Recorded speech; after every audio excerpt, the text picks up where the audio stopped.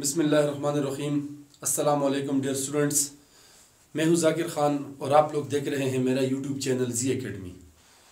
मैं आपको अपने यूट्यूब चैनल जी एकेडमी में खुशामदीद कहता हूं। डियर स्टूडेंट्स, हमने इलेक्ट्रोमैग्नेटिज़्म चैप्टर नंबर 15 को स्टार्ट किया हुआ है। सबसे पहले हमने डिस्कस किया अबाउट द मैग्नेटिज़्म, यानी मैग्नेट को डिस्कस किया कि मैग्नेट हमारे पास क्या होता है। फिर हमने किसी भी करंट कैरिंग वायर में से करंट को गुजारा, हमने उसके इर्द गिर्द देखा कि हमारे पास एक मैग्नेटिक फील्ड जन्म लेता है। फिर हमने उसी मैग्नेटिक फील्ड यानी उसी तार को उठाकर एक कांस्टेंट मैग्नेटिक फील्ड या यूनिफॉर्म मैग्नेटिक फील्ड के अंदर हमने उसको रखा, तो हमने उसके ऊपर एक फोर्स देखी। हमने उसी तार से सोलेनॉइड बनाया, हमने उसके इर्द गिर्द भी मैग्नेटिक फील्ड को स्टडी किया। तमाम एक्सप्रेशन हमने ड्रा कर दिए हैं। आज हम उस चीज़ का अपने ज़िंदगी में प्रैक्टिकल इस्तेमालात की तरफ हम बढ़ रहे हैं कि उसी कॉइल को या उसी करंट को या उसी मैग्नेटिक कंसेप्ट को हम प्रैक्टिकल लाइफ के अंदर कैसे यूज़ करते हैं या इसने हमें कैसे फ़ायदा दिया, उस चीज़ की तरफ हम बढ़ते हैं। तो हमारे पास वही यूनिफॉर्म मैग्नेटिक फील्ड है, ठीक है जी, और उसके अंदर हम एक करंट कैरियंग कॉइल को रख रहे हैं, ठीक है जी। यानी करंट कैरियंग वायर के बजाय हम उससे कॉइल बनाकर उसको मैग्नेटिक फील्ड के दरमियान में रखने वाले हैं और उसके इफेक्ट्स को स्टडी करने वाले हैं, ठीक हो गया जी। यानी हमारे पास करंट कैरियंग कॉइल है, ठीक हो गया जी। मिसाल के तौर पर ये मेरे पास एक कॉइल है, ठीक है जी, और इसको मैंने कहां पर रखा हुआ है, एक यूनिफॉर्म मैग्नेटिक फील्ड के अंदर इसको हम रखते हैं। यूनिफॉर्म मैग्नेटिक फील्ड का मतलब होता है स्टूडेंट ऐसी फील्ड जिसका बी कांस्टेंट होता है। B is the magnetic field strength, यानी हमारे पास एक मैग्नेटिस है, उसकी जितनी पावर यहां से जितने टेस्ला उसका पावर निकलेगा वो उतना ही रहे, ठीक है जी। वक्त के गुजरने के साथ साथ फिर हम किसी भी अप्लायंसेस के अंदर अगर उस मैग्नेट को यूज करते हैं तो उसकी बी वेरी नहीं होना चाहिए, ठीक है। उसकी जो मैग्नेटिक फील्ड है हमारे पास ये रिमेन्स रहना चाहिए कांस्टेंट, ठीक है जी। जितना भी इसका इफेक्ट कॉइल के ऊपर है ताकि वो उतना ही रहे, वो चेंज ना हो। ऐसे फील्ड जिसका मैग्नेटिक फील्ड स्ट्रेंथ कांस्टेंट होता है उसको हम यूनिफॉर्म मैग्नेटिक फील्ड कहते हैं। और इसकी जो लाइंस होती है हमारे पास वो एक दूसरे के पैरेलल होती है, सेम मैग्नीट्यूड में होती है और सेम डायरेक्शन में होती है। अगर हमारे पास कोई लाइन जो है वो इस तरफ बढ़ रही है, कोई लाइनें इस तरफ बढ़ रही है, किसी की डायरेक्शन ये है, then it is not called a uniform magnetic field, ठीक है जी। तो हमारे पास हम कॉइल को रख रहे हैं किसी यूनिफॉर्म फील्ड के अंदर, ठीक हो गया जी। लेकिन उस तार में से क्या गुजर रहा होगा, करंट गुजर रहा होगा, और उससे हमने एक कॉइल बना दिया है।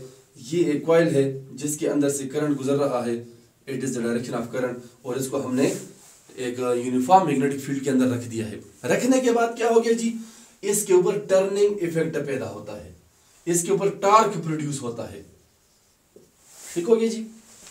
हमारा आज का टॉपिक किस बारे में है कि हमारे पास एक कॉइल है, ठीक है जी। उस कॉइल को हमने एक स्ट्रॉन्ग मैग्नेटिक यूनिफॉर्म फील्ड के अंदर रख दिया है और उस कॉइल के ऊपर क्या प्रोड्यूस हो रहा है, टर्निंग इफेक्ट प्रोड्यूस हो रहा है। उसके ऊपर एक टॉर्क बन रहा है उस कॉइल के अंदर, और वो कॉइल एक खास मोशन जो है वो कर रहा है। अब ये हम उसका मोशन भी डिस्कस करने वाले हैं कि ये कैसे मोशन करता है, कौन से फैक्टर इसमें इन्वॉल्व होते हैं वगैरह वगैरह। चलें जी, मैं एक डायग्राम बना देता हूं। यहां पर हमारे पास let us suppose it is north pole and it is a south pole, ठीक हो गया जी। ये हमारे पास है जी क्या, यूनिफॉर्म मैग्नेटिक फील्ड प्रोड्यूस करने वाले हमने बाहर से मैग्नेट लगा दिए हैं। अब इसी के दरमियान में हम क्या रखने वाले हैं, एक कॉइल को रखने वाले हैं जो कि हमारे पास रेक्टेंगुलर शेप में है, ठीक हो गया जी। चलें इसको बाद में ड्रॉ कर देता हूं, ठीक है। We have a rectangular coil, rectangular coil, ठीक हो गया जी। रेक्टेंगुलर कॉइल हमने एक मैग्नेटिक फील्ड के दरमियान में रख दिया है। इस मैग्नेटिक फील्ड की डायरेक्शन ये होगी ना, फ्रॉम नॉर्थ टुवर्ड्स साउथ, ठीक है जी। सिर्फ 2-3 लाइन इसलिए शो किया ताकि बाकी डायग्राम आपको पूरा समझ में आए, ठीक है। हमारे पास ये जो रेक्टेंगुलर कॉइल है ये इसका ए बी सी और डी ये इसके जो एंड कोने हैं इसको मैंने नाम दे दिया है। लेट अस सपोज मैं कहता हूँ इसका ये वाला साइड जो है ये मेरे पास ए है, ये वाला साइड बी है, ये वाला सी है और ये वाला डी है। यानी स्मॉल से मैंने इसकी साइड की लेंथ को शो किया हुआ है कि हमारे पास जो ए है ये बी से सी तक का डिस्टेंस है, जो बी है ये सी से डी तक का डिस्टेंस है। सिमिलरली इसके चारों तरफ का डिस्टेंस हमने यहाँ पर शो कर दिया है जी। अच्छा, लेट अस सपोज मैं कहता हूँ कि इसका करंट जो है वो इस डायरेक्शन में फ्लो होता है, फ्रॉम बी वो स्टार्ट होता है, यहाँ से गुजर कर सी से इस डायरेक्शन में आएगा, यहाँ से इस तरफ फ्लो होगा और दोबारा इस सर्कल में इस तरह कंप्लीट हो जाएगा। ठीक है जी, ये हमारे पास करंट के गुजरने का रास्ता है, करंट के गुजरने की डायरेक्शन है। ठीक हो गया जी। Field, it is a coil and it is a direction of field and we have the direction of current. ठीक है। अच्छा, आप बुक के अंदर एक स्टेटमेंट पढ़ेंगे कि coil surface is parallel to magnetic field।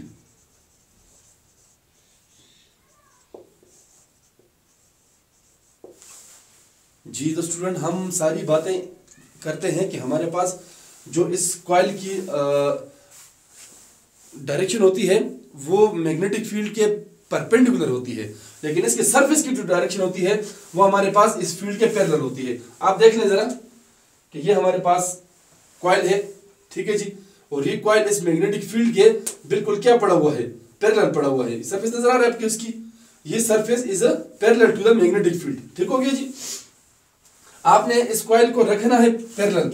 अगर आप इस कॉइल के सरफेस को परपेंडिकुलर रखेंगे, मिसाल के तौर पर आप यूं रखेंगे इसको, फिर इसके क्या इफेक्ट होंगे, फिर इसको बाद में जरा डिस्कस करते हैं इस बात को भी। ठीक है, लेकिन आपने पैरेलल रखना है ताकि सारी की सारी लाइनें जो है वो इस कॉइल में से गुजर जाए। ठीक है। अच्छा, कॉइल के हमारे पास 4 साइड है ना, side A B C and D. हम हर साइड के ऊपर जो मैग्नेटिक फोर्स लग रही है उसको अलग अलग डिस्कस कर लेते हैं। ठीक है जी।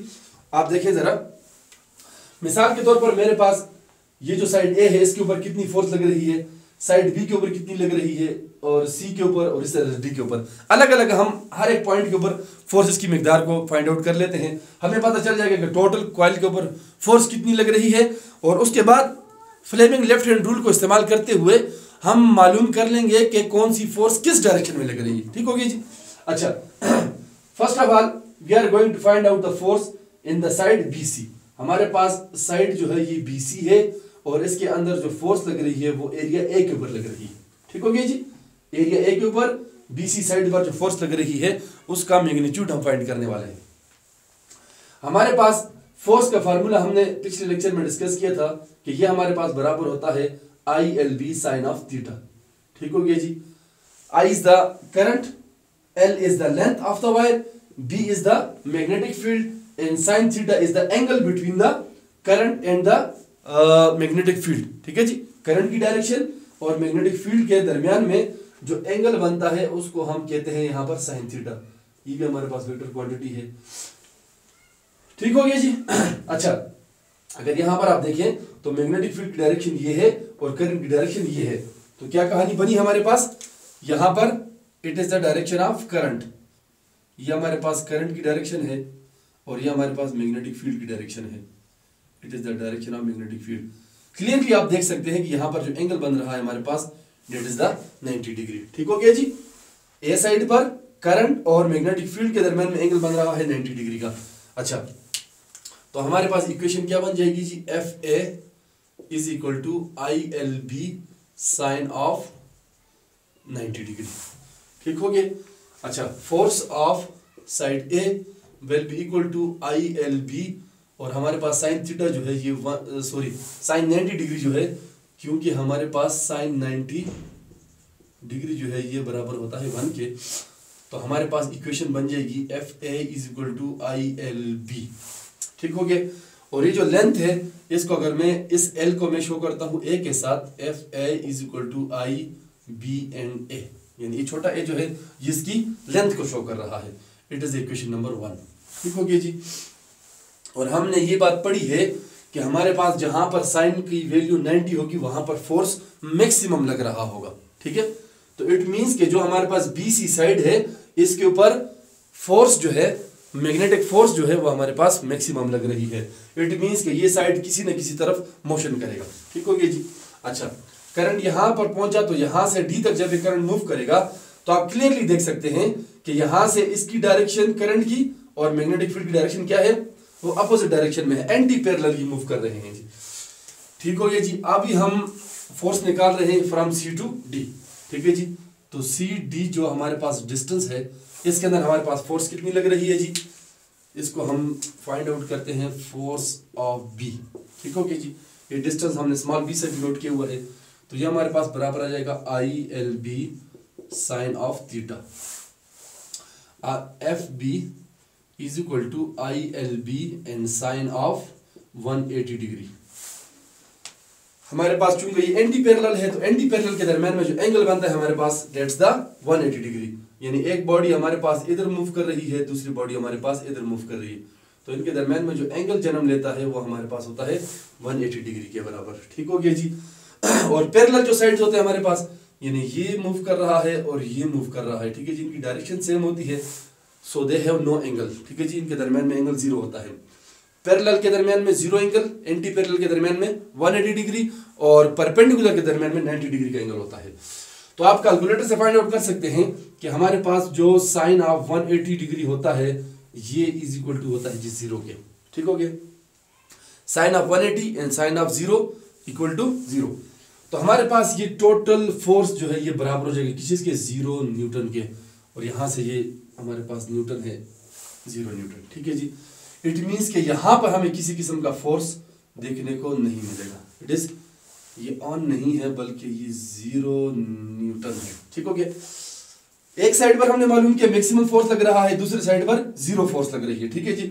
अब जब करंट यहां से नीचे की तरफ मूव करेगा, यानी फ्रॉम डी टुवर्ड्स ए, तो हमारे पास कितनी फोर्स लगेगी और क्या उसका मैग्नीट्यूड होगा, फाइंड आउट करते हैं।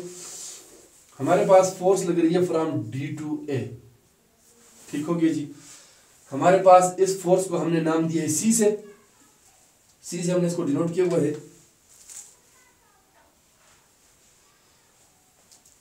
तो एफ सी हमारे पास बराबर हो जाएगा किस चीज के, it is equal to I L B sine of theta.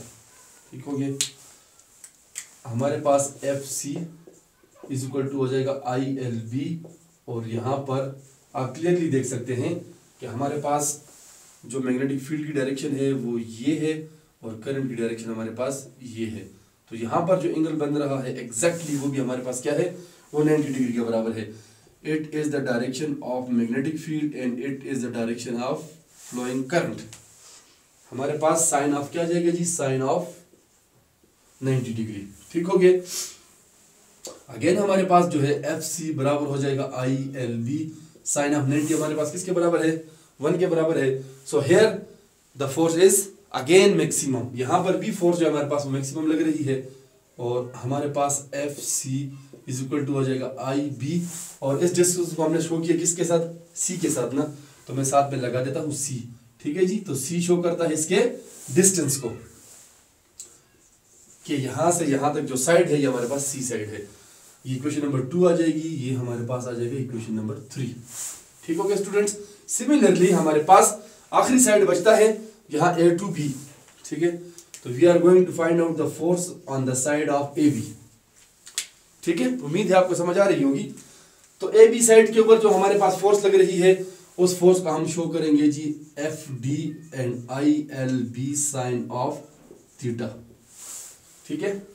तो F D force on the D side will be equal to I L B sine of 0 degree, क्योंकि जो डायरेक्शन हमारे पास यहाँ पर मैग्नेटिक फील्ड की है वही डायरेक्शन हमारे पास इस साइड में करंट की भी है। तो so they have the zero angle. So हमारे पास साइन 0 आ जाएगा, और कैलकुलेटर से आप क्लियर कर सकते हैं कि हमारे पास जो ये साइन ऑफ 0 होता है ये भी 0 के बराबर होता है। तो हमारे पास इस साइड की टोटल फोर्स जो है वो बराबर हो जाएगी 0 न्यूटन। ठीक है। It is equation number 4। अच्छा जी, ये टोटल कहानी जो हमने डिस्कस की स्टूडेंट्स, इससे हमें ये बात सामने आई कि इस साइड पर फोर्स लग रही है मैक्सिमम, इस साइड पर फोर्स लग रही है मैक्सिमम। ये वाला साइड भी 0 है, ये वाला साइड भी 0 है। हमने इलेक्ट्रोमैग्नेटिज्म के अंदर ये बात डिस्कस की थी, मैंने आपको कहा था कि जब आप वायर को इसके पैरेलल में रखेंगे, इस डायरेक्शन में आप वायर को रखेंगे, in the direction of magnetic field, तो so you will experience no force. ठीक है जी, आपको किसी किस्म की फोर्स एक्सपीरियंस नहीं होगी अगर आपकी जो वायर है वो फील्ड के क्या है, पैरेलल है। ठीक है जी, इस फोर्स को महसूस करने के लिए हमारे पास वायर की जो डायरेक्शन है या करंट की जो डायरेक्शन है वो मैग्नेटिक फील्ड के परपेंडिकुलर होनी चाहिए, तब जाकर इसके ऊपर फोर्स लगेगी। आपने देखा कि हमारे पास दो ऐसी पोजीशंस हैं जहां पर फोर्स लग रही है, side A and side C. ठीक हो गया।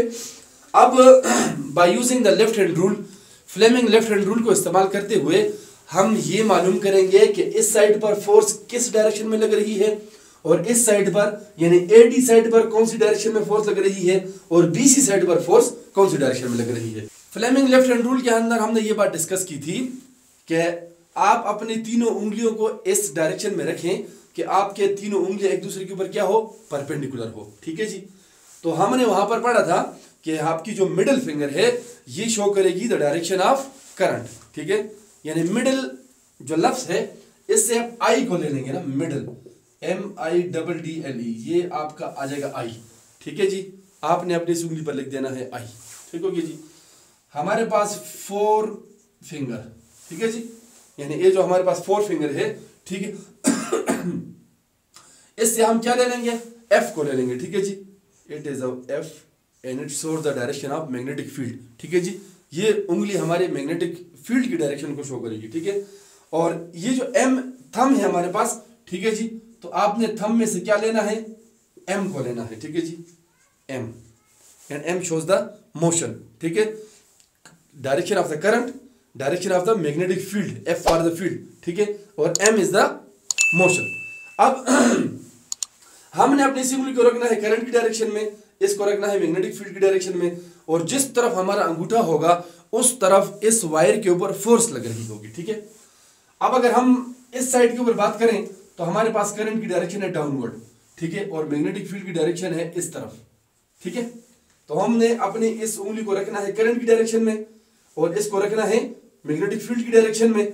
तो जो हमारे पास थंब है, ठीक है जी, ये थंब पॉइंट आउट कर रहा है हमारी तरफ ना। ठीक है, तो इसको हम शो करते हैं डॉट के साथ। ठीक है जी, दो बातों को जरा यहां पर देख लें। ये जो डॉट आपको नजर आ रहा होगा ना, ये होता है आउट ऑफ पेपर। ठीक है, और जो हमारे पास क्रॉस होता है ये होता है इनटू द पेपर। ठीक हो गया जनाब।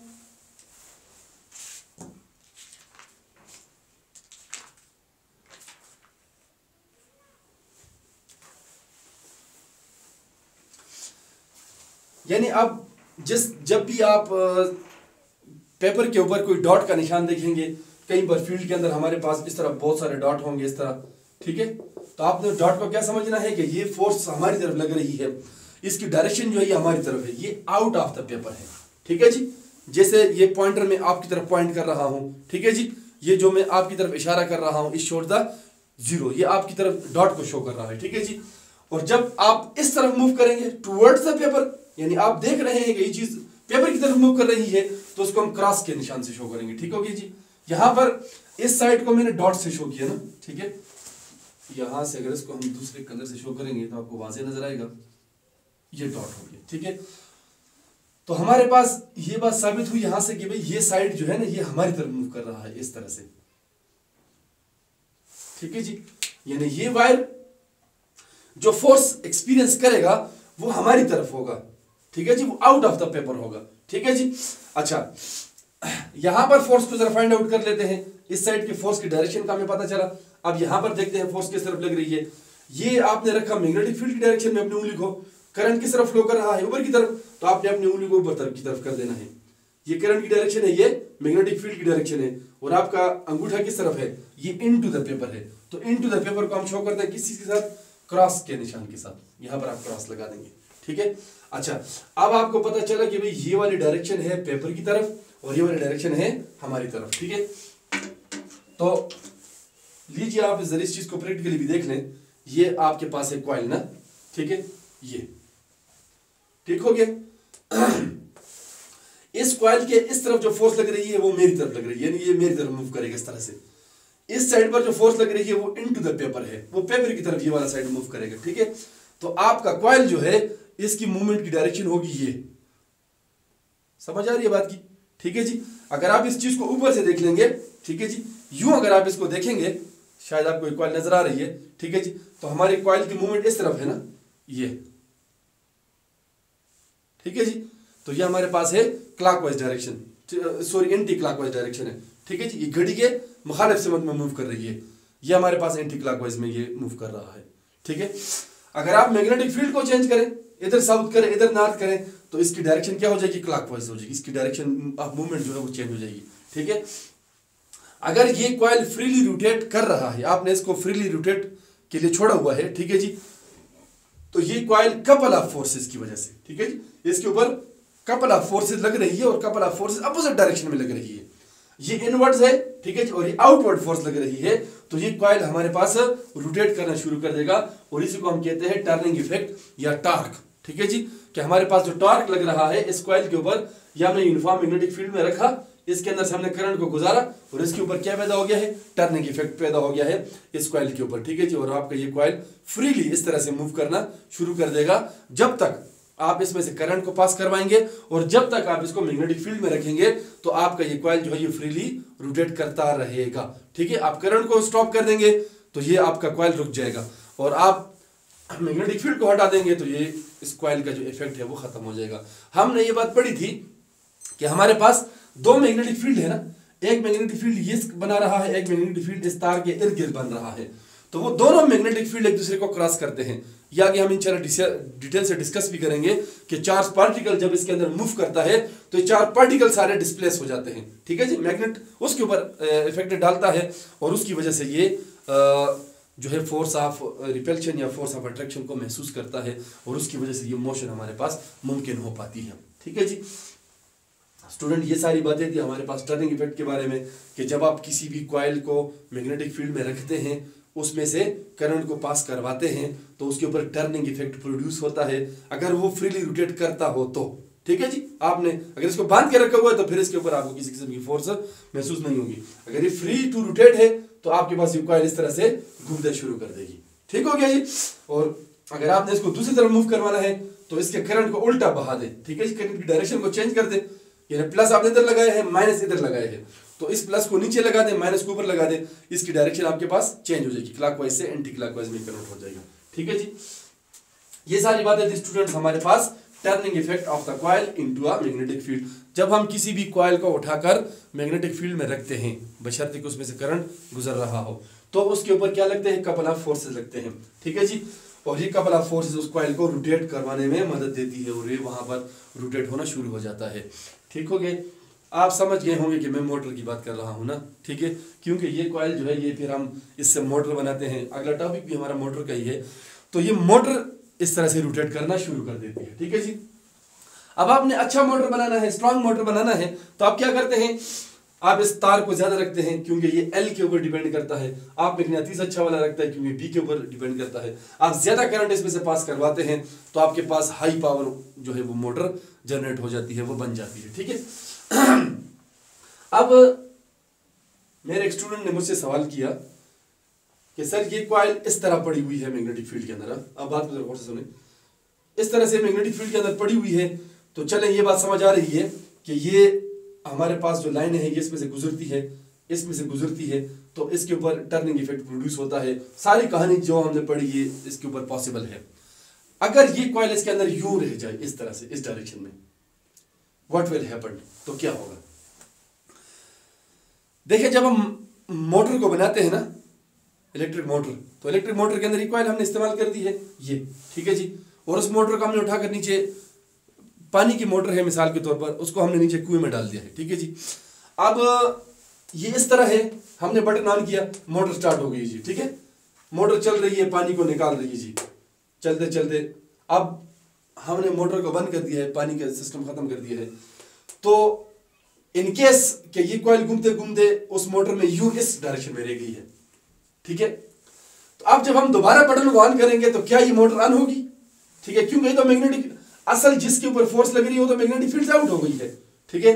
तो ये कॉइल क्या रोटेट करेगा, क्या ये मोटर फिर स्टार्ट होगी या हमें नीचे से जाकर इस मोटर को निकालना पड़ेगा, दोबारा इसको इस फील्ड में बराबर करके इसको स्टार्ट करना पड़ेगा। ये एक स्टूडेंट ने सवाल किया था, बहुत ही ज़बरदस्त सवाल है, लेकिन स्टूडेंट इसका जवाब ये है कि हम जब मोटर बनाते हैं तो मोटर के अंदर एक ही कॉइल नहीं यूज़ करते, ठीक है। यानी ये एक ही कॉइल नहीं होती, इस तरह के 8 कॉइल के जोड़े होते हैं या 10 कॉइल्स के जोड़े होते हैं। हमने डिफरेंट एंगल पर, यानी ये कॉइल इस तरह है तो इसके पास इस तरह दूसरी कॉइल होती है, फिर तीसरी, फिर चौथी, फिर पांचवी, यानी हमने उसके तमाम के तमाम साइड को कवर किया होता है। अगर ये वाला कॉइल मिसाल के तौर पर उसके परपेंडिकुलर आ रहा है इस तरह से, ठीक है जी, इसमें से अगर मैग्नेटिक फील्ड क्रॉस नहीं हो रहा, कोई एक कॉइल लाजमी तौर पर इस फील्ड के अंदर जरूर मौजूद होता है, तो वो कॉइल मोटर के स्टार्ट होने में मदद देता है। फिर फर्दन सारे कॉइल जो है वो मैग्नेटिक फील्ड में से क्रॉस होते रहते हैं। और मैग्नेट भी हमने इसके चारों तरफ लगाया होता है, तो हर टाइम कॉइल को मैग्नेटिक फील्ड एवरी सेकंड जो है वो मिल रही होती है, ठीक है जी। और साथ में कैपेसिटर इसको थोड़ी सी फोर्स को इसके एनहांस कर देता है, तो उसके स्टार्टिंग में मदद देता है। कैपेसिटर के टॉपिक आप देख सकते हैं, उसके अंदर हमने सारी कहानी की हुई है, ठीक हो गया स्टूडेंट। हमारे पास ये है कॉइल, जब इसको हम मैग्नेटिक फील्ड में रखते हैं तो इसके ऊपर कपल ऑफ फोर्सेस एक्ट करती है और ये वहां पर फ्रीली रोटेट करना शुरू कर देता है। ये था हमारा आज का टॉपिक। हमारे आपको टॉपिक से रिलेटेड कोई भी सवाल पूछना हो तो कमेंट्स बॉक्स में ज़रूर उसका इज़हार कीजिएगा। हमारे चैनल को जी एकेडमी को लाइक करें, सब्सक्राइब करें और अपने दोस्तों के साथ ज़रूर शेयर करें। मुझे अपने दुआ में याद रखें और अपना बहुत सारा ख्याल रखें। थैंक यू एंड अल्लाह हाफिज़।